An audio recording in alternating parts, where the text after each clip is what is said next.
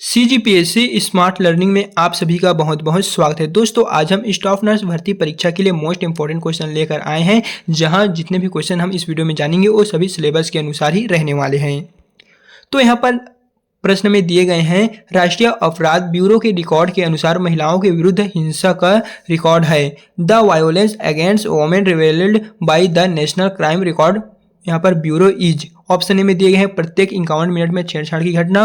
Option B में है प्रत्येक 54 मिनट में बलात्कार। ऑप्शन सी है प्रत्येक 43 मिनट में अपहरण तथा भगा ले जाना। ऑप्शन डी है उपरोक्त कोई नहीं। तो इसका करेक्ट आंसर हो जाएगा 127वें नंबर का ऑप्शन डी, यानी कि राष्ट्रीय अपराध ब्यूरो के रिकॉर्ड के अनुसार जो महिलाओं के विरुद्ध हिंसा का रिकॉर्ड है वो option A, option B, option C ये तीनों के तीनों ही करेक्ट है। तो ऑप्शन जो यहाँ पर डी दिए गए हैं यही दोस्तों इसका करेक्ट एंड राइट आंसर है।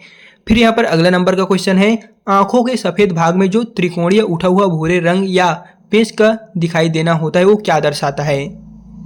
Option A xerophthalmia, option B Bitot spot, option C keratomalacia, option D उपरोक्त में से कोई नहीं। तो आपको बताएं जो आंखों के सफेद भाग में त्रिकोणीय उठा हुआ भूरे रंग का पेच दिखाई देता है वो किसे दर्शाता है। तो हो जाएगा option number B Bitot spot, यही है दोस्तों उसका कारण। फिर यहाँ पर अगला नंबर का क्वेश्चन है, विश्व में भूख को मिटाने के लिए जो संगठन कैंपेन आयोजित किए जाते हैं वह है world freedom from hunger campaign was organized by FAO, UNICEF, USAID, CARE. तो आपको बताना है विश्व में भूख को मिटाने के लिए जो संगठन या कैंपेन आयोजित किए जाते हैं उसका नाम क्या है या वह कौन सा आयोजित किए जाते हैं। तो हो जाएगा ऑप्शन नंबर ए FAO, यही जो है वो आयोजित किए जाते हैं। एंड दोस्तों बता दें हम जो इस वीडियो में बता रहे हैं वो और जो क्वेश्चन है उनके बारे में हमने पहले से वीडियो बनाकर सीरीज डाल दी है, जिसका जो प्लेलिस्ट है वो आपको डिस्क्रिप्शन में मिल जाएगा। आप उस वीडियो को एक बार जरूर से वॉच कीजिएगा, जहाँ पर जितने भी क्वेश्चन है वे सभी सिलेबस के अनुसार ही है। फिर यहाँ पर अगला क्वेश्चन है, 30 से अधिक वाणिज्यिक रेडियो स्टेशनों से प्रसारित जियो और जीने दो कार्यक्रम निम्न में से किसके रोकथाम या बचाव के लिए है। ऑप्शन ए क्षय रोग, ऑप्शन बी HIV एड्स, कुष्ठ रोग, कैंसर। तो आपको बताएं जो 30 से अधिक वाणिज्यिक रेडियो स्टेशनों से प्रसारित जियो और जीने दो कार्यक्रम है वो दोस्तों क्या हो जाएगा। वो option number B HIV human immuno RS या फिर एक्वायर्ड इम्यूनो डिफिशियंसी सिंड्रोम, इसका जो फुल फॉर्म हो जाएगा यही दोस्तों इसका करेक्ट आंसर हो जाएगा। पाठ्यक्रम के नियमों में निम्नलिखित में से कौन सा शामिल नहीं है। Which of the following is not a principle of, यहाँ पर दिए गए हैं आपको बताना है पाठ्यक्रम में नियमों में से जो है नियम है वो कौन से शामिल नहीं है। जैसे कि ऑप्शन ए में दिए गए हैं प्रिंसिपल ऑफ फॉरवर्ड लुकिंग, नियमों का अग्रिम रूप दिखाई देना। बी है निर्माण नए रूप से। सी है संस्था के ऊपर आधारित होना। डी है नियमों से व्यक्तिगत रूप में भिन्नता। तो इसका करेक्ट आंसर हो जाएगा ऑप्शन नंबर सी संस्था के ऊपर आधारित होना। It should be institution centred. यहाँ पर जो दिए गए हैं दोस्तों यही पाठ्यक्रम के नियमों में शामिल नहीं है, बाकी जो तीन है ये सभी के सभी शामिल है। तो जो ऑप्शन यहाँ पर सी दिए गए हैं यही इसका करेक्ट आंसर हो जाएगा। फिर यहाँ पर अगला क्वेश्चन है, वार्तालाप की प्रक्रिया में डिकोडर को भी कहा जा सकता है। In communication process which is also known as decoder. तो इसका ऑप्शन है चैनल, सेंडर या भेजना, मैसेज प्राप्त करना। तो आपको वार्तालाप की प्रक्रिया में जो डिकोडर कहा जाता है वो क्या ऑप्शन को कहा जाता है। तो इसके सही आंसर है ऑप्शन नंबर डी प्राप्त करना। डिकोडर किसे कहा जाता है दोस्तों, प्राप्त करते हैं उसे ही डिकोडर के नाम से जाने जाते हैं। रिसीव भी कहा जाता है, यहाँ पर देख लीजिएगा रिसीवर इसका इंग्लिश फॉर्म है।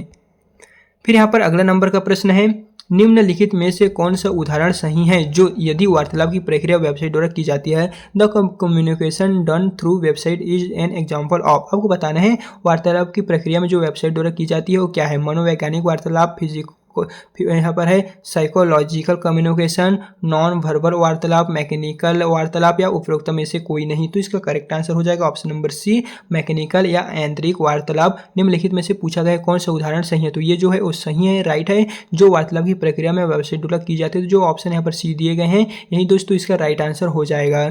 फिर यहाँ पर अगला नंबर का क्वेश्चन है, इफेक्टिव वार्तालाप बैरियर या वाहक निम्नलिखित के अलावा कौन सा है। Barrier of effective communication includes except, भाषा में भिन्नता, नाराजगी प्रेरित करना, संस्कार में भिन्नता, language difference, anger, motivation difference in culture. तो इसका सही आंसर है ऑप्शन नंबर सी प्रेरित करना। इफेक्टिव वार्तालाप में जो अलावा है कौन सा है, प्रेरित करना। यही दोस्तों निम्नलिखित के अलावा है, बाकी जो है वो आप देख लीजिएगा। फिर यहाँ पर अगला क्वेश्चन है। एंड दोस्तों वीडियो में आगे बढ़ने से पहले बता दें, अगर वीडियो पसंद आ रहा होगा तो जल्दी से प्यारा सा कमेंट में हमें दोस्तों रिप्लाई दे दीजिएगा आपको वीडियो कैसे लगा। फिर यहाँ पर नेक्स्ट क्वेश्चन है, इनमें से कौन सा इवोल्यूशन टूल नहीं है? ऑप्शन ए इना टोटल रिकॉर्ड, चेकलिस्ट, साक्षात्कार, प्रदर्शित करना। तो आपको बताना है जो इवोल्यूशन टूल नहीं है वो कौन सा है, तो हो जाएगा ऑप्शन नंबर डी, प्रदर्शित करना। बाकी यहाँ पर है एनाकोडोटल, चेकलिस्ट, इंटरव्यू, साक्षात्कार, ये तीनों की तीनों टूल है। बाकी जो लास्ट में दिए गए हैं प्रदर्शित करना, डेमोन्स्ट्रेशन, ये नहीं है, तो ऑप्शन देख लीजिएगा। फिर यहाँ पर अगला नंबर का प्रश्न है, हॉस्पिस किस रोग निदान की विचारधारा है? Hospice in the treatment concept for, अंतिम स्थिति के कैंसर रोगी की, मनोरोगी की, हृदय रोगी की, तंत्रिका रोगी की। तो आपको बताना जो हॉस्पिस है वो किस रोग निदान की विचारधारा है? तो इस क्वेश्चन का सही आंसर है ऑप्शन नंबर ए, अंतिम स्थिति के कैंसर की, terminally ill cancer patient. Option number जो ए दिए गए हैं वही इसका करेक्ट एंड राइट आंसर है। फिर है नेक्स्ट क्वेश्चन,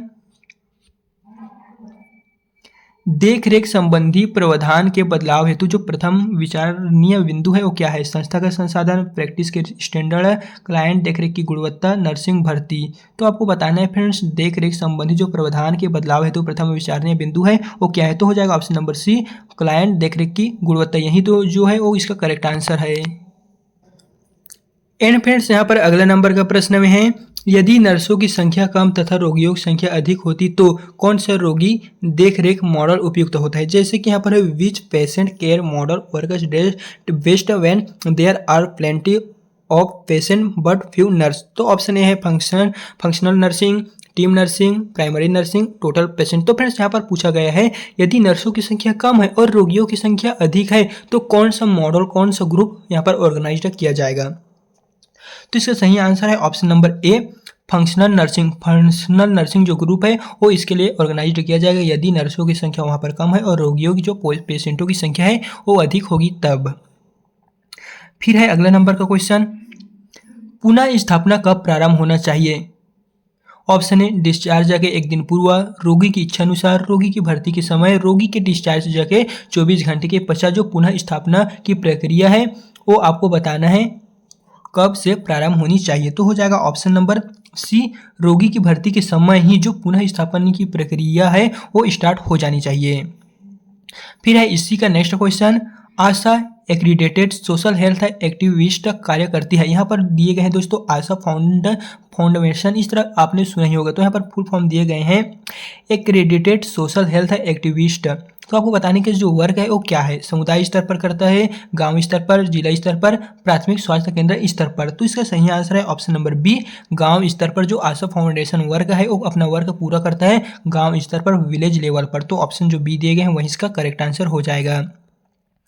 फिर है अगला नंबर का क्वेश्चन, डिप्रेशन निम्न में से किस एक न्यूरोट्रांसमीटर की कमी के कारण होता है? डिप्रेशन आपको बताना है, in depression there is deficiency of one neurotransmitter in the following. जैसे कि 5-HT के कारण, डोपामिन के कारण, फिर नेक्स्ट है एसिटिलकोलिन के कारण, गाबा के कारण। तो इसका करेक्ट आंसर हो जाएगा दोस्तों ऑप्शन नंबर ए, 5-HT के कारण जो डिप्रेशन है वो होता है। तो जो ऑप्शन ए दिए गए हैं वही इसका करेक्ट आंसर हो जाएगा। अत्याचारी भ्रम सामान्य है, आपको बताना है कि जो अत्याचारी भ्रम है वो जनरल है। जैसे कि सिजोफ्रेनिया में, पैरानॉइड सिजोफ्रेनिया में, मैनिक डिप्रेसिव साइकोसिस में, बाइपोलर मूड डिसऑर्डर में। तो इसका करेक्ट आंसर हो जाएगा option number B, paranoid schizophrenia में ही जो अत्याचारी भ्रम सामान्य हो सकते हैं। फिर अगला क्वेश्चन है, एक रोगी लगातार आखिरी कुछ शब्दों को दोहराता है जो उसने सुने, इस अवस्था को आप क्या कहेंगे? नियोलिज्म, एकोप्रक्सिया, इकोलेलिया या थॉट इंटरनल। तो आपको बताना है एक रोगी लगातार आखिरी कुछ शब्दों को दोहराता है तो आप और वे जो है वो जो सुने हैं उससे आप क्या अवस्था कहेंगे? तो हो जाएगा ऑप्शन नंबर सी, इकोलेलिया। फिर है यहाँ पर अगला नंबर का प्रश्न, बिहेवियर थेरेपी इनमें से कौन सी दशा में प्रयोग नहीं की जाती है? जो यहाँ पर बिहेवियर थेरेपी है वो कौन से कंडीशन में प्रयोग नहीं की जाती है? ऑब्सेसिव कॉम्पल्सिव न्यूरोसिस में, मैनिया में, हिस्टेरिकल रूपांतरण में, फोबिया भय में। तो इसका करेक्ट आंसर हो जाएगा ऑप्शन नंबर बी, मैनिया में। जो बिहेवियर थेरेपी है वो मैनिया में प्रयोग नहीं की जाती है, इस दशा में प्रयोग नहीं जाती है। बाकी ऑब्सेसिव कॉम्पल्सिव न्यूरोसिस में, हिस्टेरिकल रूपांतरण में, फोबिया में इसमें यूज की जाती है।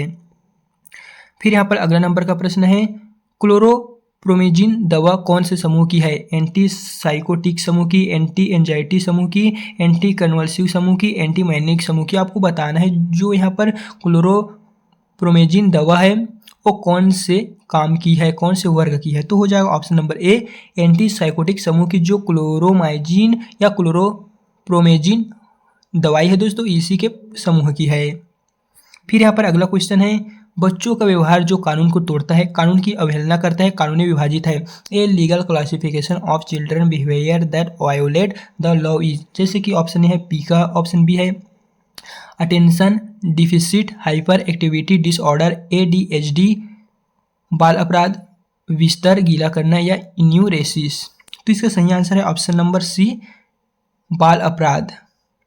बच्चों का व्यवहार जो कानून को तोड़ता है, कानून की अवहेलना करता है वह बाल अपराध कहलाता है। जो ऑप्शन सी दिए गए हैं यही इसका करेक्ट आंसर है। फिर यहाँ पर अगला नंबर का प्रश्न है जब रोगी को अपनी मानसिक बीमारी के बारे में अज्ञानता हो तो वह क्या कहलाता है? Orientation, consciousness, concentration, विस्तृत्व।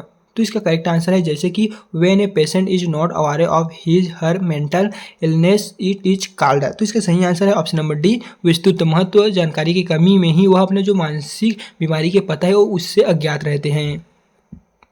फिर है अगला नंबर का प्रश्न निम्नलिखित में से किसमें सीरम लेवल की जांच आवश्यक है? Which of the following needs serum level monitoring? Lorazepam, lithium, haloperidol, amitriptyline. तो इसका करेक्ट आंसर हो जाएगा दोस्तों option number B lithium. Lithium serum level की जो जांच है वो आवश्यक है। फिर है अगला नंबर का प्रश्न अवसाद डिप्रेशन का सामान्य खतरा है। कॉमन रिस्क ऑफ यहाँ पर डिप्रेशन दिए गए हैं अवसाद, भ्रम, आत्महत्या, सोचने की क्षमता बंद हो जाना या दृष्टिभ्रम। तो अवसाद का जो सामान्य खतरा है वो हो जाएगा ऑप्शन नंबर बी आत्महत्या, सुसाइड। यही दोस्तों इसका जो करेक्ट आंसर हो जाएगा सामान्य खतरा का। फिर है अगला नंबर का प्रश्न इलेक्ट्रोकन्वल्सिव थेरेपी किस वर्ष से प्रारंभ हुआ है? 1935, 1940, 1936, 1938। इन which year electroconvulsive therapy is started. तो हो जाएगा ऑप्शन नंबर डी 1938 में दोस्तों जो है वो इलेक्ट्रो कन्वल्सिव थेरेपी प्रारंभ हुई है। तो जो ऑप्शन यहाँ पर दिए गए हैं डी यही करेक्ट आंसर हो जाएगा। एंड दोस्तों अगर आप इस PDF को लेना चाहते हैं तो इसे टेलीग्राम में डाल देंगे और टेलीग्राम के लिंक को डिस्क्रिप्शन में डाल देंगे। तो फिर से अगर वीडियो पसंद आए तो वीडियो को लाइक करना ना भूलें।